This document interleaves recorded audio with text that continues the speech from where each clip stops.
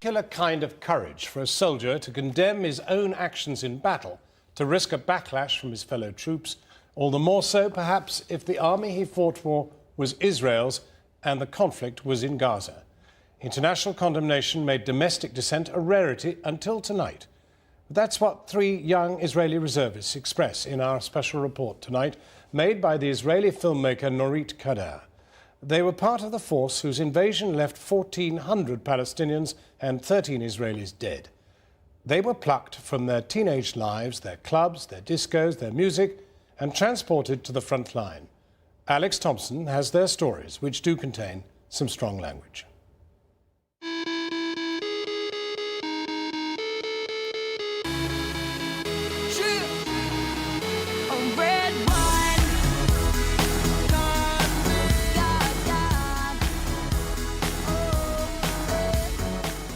התחושה היא כאילו הרגשתי כמו ילד I felt like a boy in a Spielberg film. Wow. So many soldiers and everybody moving forward. You feel like you're part of some terrifying power. אימתני. זה כיף. זה נותן לך... It's fun. It gives you a good feeling. נותן לך הרגשה טובה.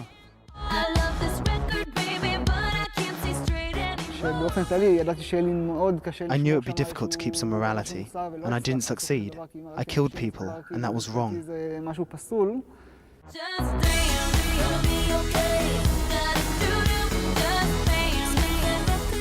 December 2008, Israel has had enough of Hamas rocket attacks. From the discos of Tel Aviv to the borders of Gaza, thousands of young Israeli soldiers are massing. The IDF, the Israeli Defense Force, is going to war.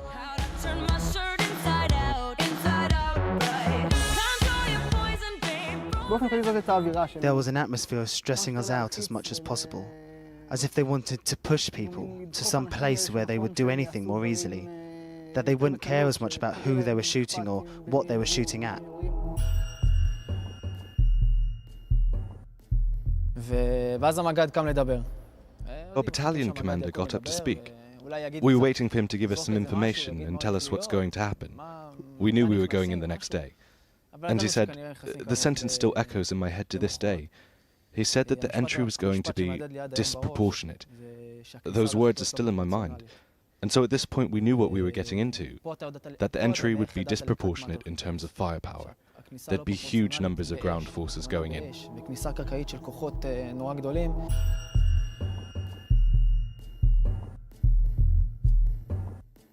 No soldiers from the IDF have ever spoken on camera before about just what happened on what they called Operation Cast Lead. The Israeli filmmaker Norit Kadar persuaded some to speak out for the first time about what they did for their country.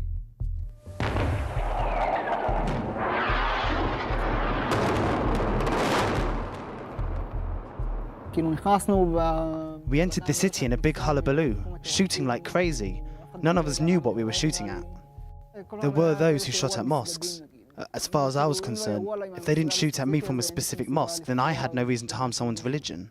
The order was very clear. If a car came within 200 meters of me, I could simply shoot. Shoot a shell at it. We needed to cleanse the neighborhoods, the buildings, the area of the neighborhood. It sounds really terrible to say cleanse, but those were the orders. I don't want to make a mistake with the words. I don't remember if it was the squadron or the battalion commander, but with a laser he simply marked for us the line of homes that were to be hit. He said clearly, every house gets a shell. That was the assignment, and it was our job, the tanks, to do it.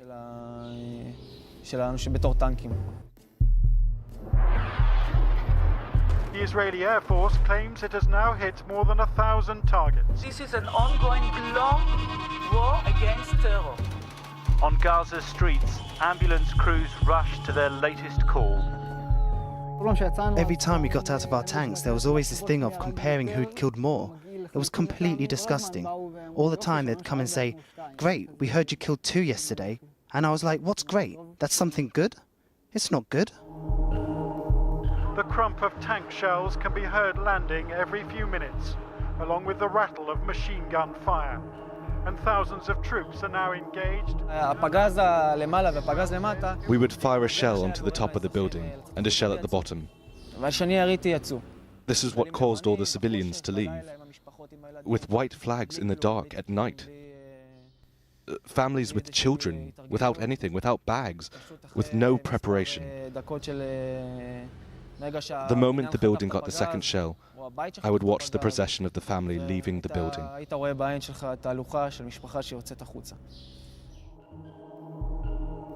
The tanks was here, and we leave the house and walk.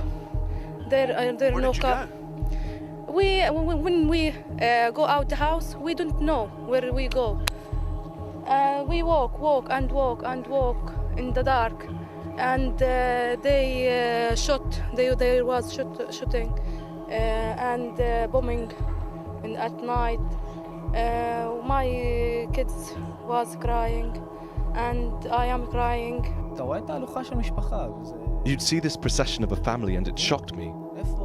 Where had they been until now? Where had they been hiding? Why didn't they come out right at the start? Why did they wait during those days of fighting? When you see it for the first time, with the stick of wood and the white flag attached, the white flag that they carried, with all the children and all the babies, it doesn't matter. You'd call your soldiers to go out and look at it. But on the other hand, you'd be terribly alert. You'd follow them with your eyes, and you'd have